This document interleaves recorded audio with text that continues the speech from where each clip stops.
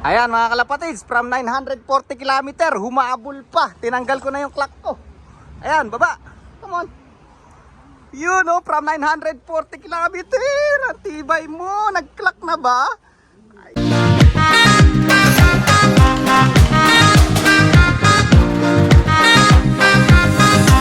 So yan mga kalapatids, nakita nyo na naman yung pagbubuka pagbubuka ko.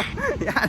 So sobrang excited because we're gonna wait our birds from 940 kilometer race. This is my first time. You know, like this is my first time to have or to wait or to send my birds on that kind of race or long distance race mga kalapatids. So yun, abangan tayo, uwi na tayo sa bahay at sobrang excited na ako. Alright, samahan nyo ako tuloy mag-abang ng ibon natin. Bali, 6 yun. Let's go! Ayan mga kalapatids, nandito na tayo sa bahay, teleport. And yan, 5:30 na ng hapon dito. But yan, mataas-taas pa naman yung araw. But palagay ko, ang datingan ng ibon, maghahabol sila sa bago magdilim. Yan, ayun yung mga datingan. Kaya yung magde-daybird na ibon ngayon is magaling mga lodi. Kaya bago mangawit yung leg natin at magutom tayo sa paghahantay yan, kakain na muna tayo. Di bale nga walang mag-daybird ngayon, basta busog tayo mga lodi. So mamaya pakita ko sa inyo yung clock ko na i-set up ko na kasi matutulog sana ako, kaya lang di ako makatulog. Parang masyado ako na-excite. But hopefully himala mga lodi na makapagpa-daybird tayo. Yun lang, makapagpa-daybird lang tayo ngayon, yun ang goal natin. Alright? Kang steak and pie. Steak and pie, no? Steak and cheese. Yan, no? Mga lodi, oh. Alright? Ayan, mga kalapatids. Nakakadungaw na yung mga ibon natin, no? Si Stubborn, no? Sa mga naghahanap kay Stubborn, ayan, no? Hindi ko na sinama sa race kasi binreed ko na siya. Mas malaki ang maitutulong niya sa atin sa breed kasi mabibigyan niya tayo ng malalakas na ina kaysa sa mag-race. Kung manalo man siya sa race, walang kwenta. Kasi next year, wala tayong magiging racer, kaya kailangan kong mag-breed ng mga katulad niya mga lodi. Yan, ayun si paring Stubborn, no? Malungkot, di ko sinama sa race. Oh. Ayan, time check tayo mga lodi. Ayan, oh. Time check 17:48 o magsi 6 o'clock na dito, 5:48 na ng hapon. Yan, race active unulop. Yan, sana before 7 mga lodi ang tansya ko ha. Pero ang sabi ng iba, nahirapan talaga ang ibon kasi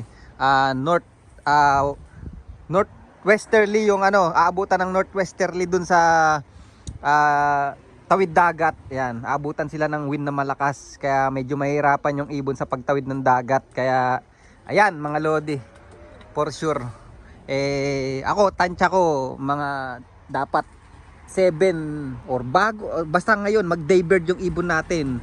Malaki chance natin na pasok sa top 20 mga lodi pagka nag-daybird yung ibon natin. Yun lang ang tansya ko ha. Pero yung iba sabi baka daw bukas pa ang clocking ng 940 kilometer na race yan. But huwag kayong mangamba hanggat may liwanag, may pag-asa mga lodi. Ang taas pa ng araw. Ayan oh. Ayan. So mamaya magkakayod-kayod muna tayo mga lodi. Ayan, ang dami natin. Nilipat ko na yung mga young bird ko dyan mga lodi. Ayan oh. Ay mga young bird natin, mga pogi. So mamaya magkakayod tayo at hihiwalay natin sila para pag nagdatingan, sakaling may mag-daybird man, mapakain natin ng maayos. Alright? Ayan si Lady Stubborn natin oh. Ayun, nahiya na, bababa pa oh. Yan ang bubaba. Ayan pa si inbreed oh. Sawaan kayo sa Stubborn line oh. Alright? So ayan mga kalapatids, naalala ko last year, hindi na nga ako nag-race ng 900 and 1,200 kilometer dahil magbabakasyon ako sa Pilipinas. Nung nag-champion ako kay Stubborn ng 700 kilometer, nag-stop na ako. Nakiabang na lang ako kay Brain Slope. Kasi nga yung isip ko is wala na sa focus na mag-race. Nasa isip ko is umuwi na ng Pilipinas.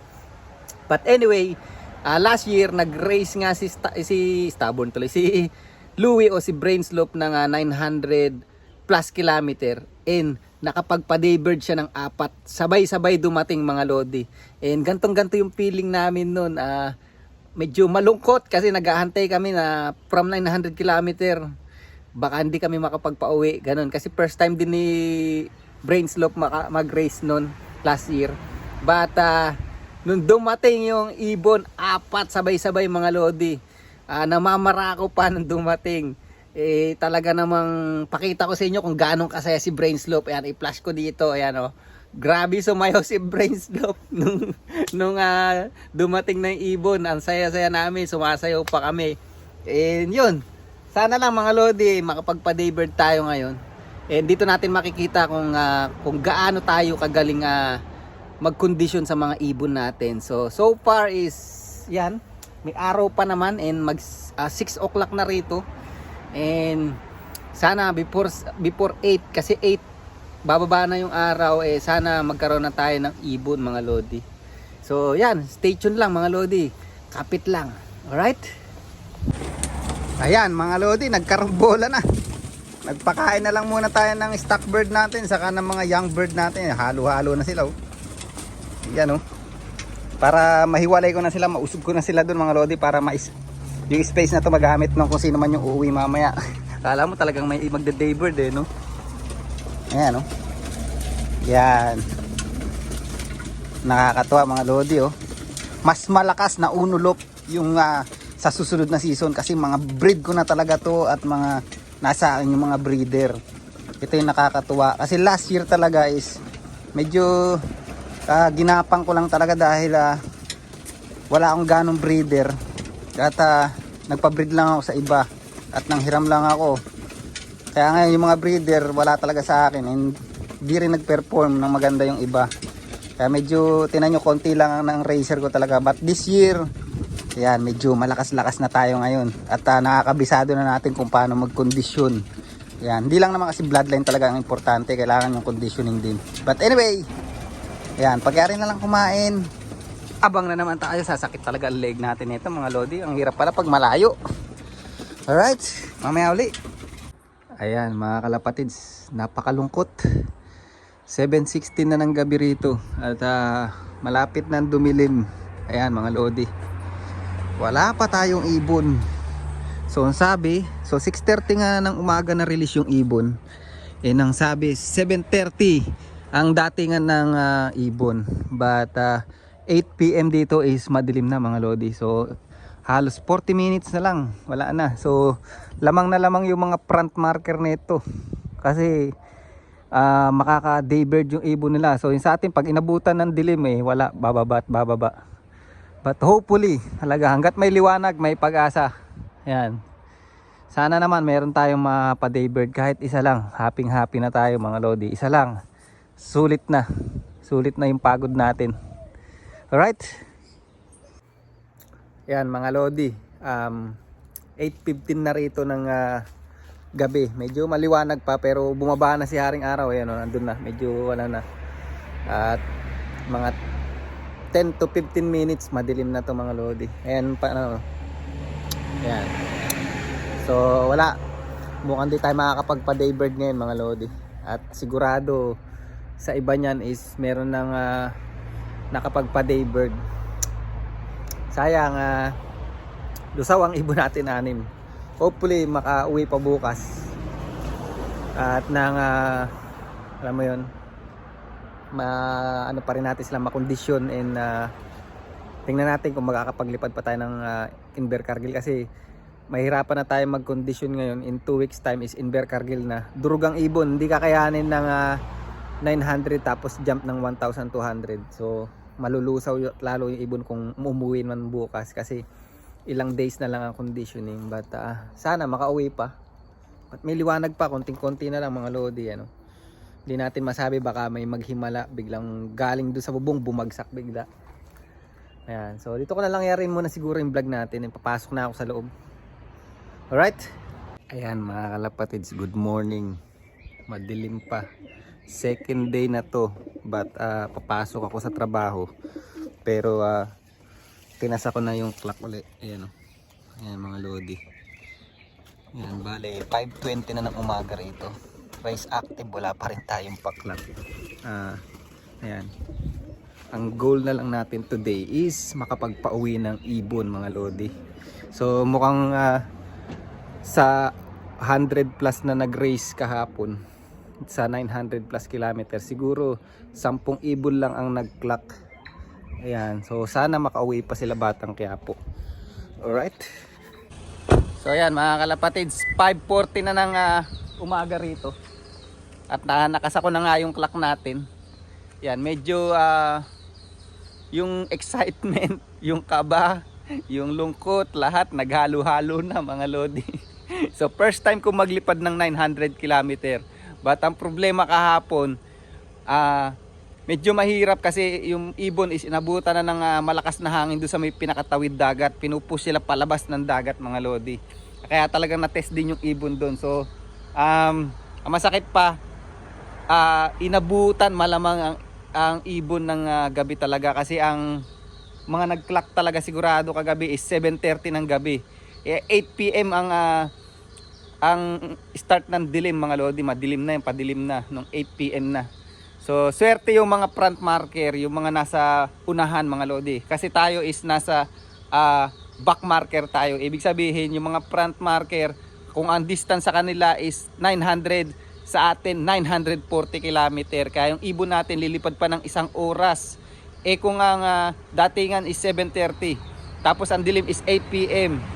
So 1 oras doon, wala na. Abutan ng ibon natin ng dilim, mahihirapan. So siyempre nandun na lahat, pagod, gutom ng ibon. Talagang magpapahinga na yun. Pero sana talaga ang goal natin, makapagpauwi pa tayo ngayon second day. Yan, so far so good naman yung panahon ngayon. And sana makapagpauwi pa tayo. Check na lang natin mamaya pag uwi ko galing trabaho. Pasok muna ako sa trabaho, okay? Good luck and yan. Congrats dun sa mga nagpaklak, pero sigurado ako sa 10 lang nasa 10 lang nakapagpaklak kahapon, mga front marker pa, saka siguro may nakalusot pa rin dito sa back marker. Yan. But congrats, all the best. Ang mahalaga, sinubukan natin. Lumaban tayo at makita natin kung paano tayo mag-a-adjust next year kasi first time ko to. Ma-condition nila, marami tayong matututunan dito sa race na to. So ganyan talaga ang race. Bawi na lang tayo sa susunod. Alright? Ayan mga lodi, pauwi na tayo. Galing trabaho, pauwi pa lang. So pinapalakas ko lang yung loob ko, pero parang wala tayong paklak. So anyway, ano man yung pag-uwi ko, ano man yung madatnan kong ibon doon o meron man o wala, yun talagang pinagkaloob, wala tayong magagawa, no? So malaga na try natin. At hindi lang naman yun, di porke hindi tayo nakapagpa-uwi, marami tayong natutunan. So yun yung importante. So ganun talaga. Di naman lahat ng nag-champion lagi araw-araw yan, every season yan champion. So yung ibang mga idol nyo rin, mga magagaling na veterano dyan is season lang talaga, di ba? Although yung mga matatagal talaga sa pag-iibon, malaki na yung chance nila sa na manalo kasi veterano na sila, alam na nila yung gagawin nila. But tayo, yan, keep learning lang. So tanggapin natin ano man yung maging resulta pag uwi. Sana meron tayong pakalak. Ayan, so uwi tayong bahay, right? Ayan na mga kalapatids, nandito na tayo sa bahay. I-check natin kung meron tayong paklak. Yan, kagagaling ko lang galing trabaho. Ano ba yan? Kagagaling ko lang galing trabaho. Ano ba yan? Naguguluhan na ako. Ayoko muna sumilip. Nagpapalakas lang ako ng loob mga lodi. Pero ano man ang mangyari, may paklak man tayo, wala, ganun talaga. So kasama sa race talaga yan. Tanggapin natin kung ano. Ayan, tingnan natin. Alright? Ayan na mga kalapatids. Tingnan natin kung may paklak tayo sa 940 kilometer na race. Ayun mga lodi. Nga. wala tayong paklak. Second day yan. Nag-iwan nga ako ng patuka para kung may dumating man makakain agad sa katubig. At hiniwalay ko nga itong mga to para hindi magulo yung darating. Pero wala mga lodi. Medyo maalat. Nakakalungkot man, bata ganun talaga. Wala talaga As in, wala mga lodi. Ayan ito lang ang natin.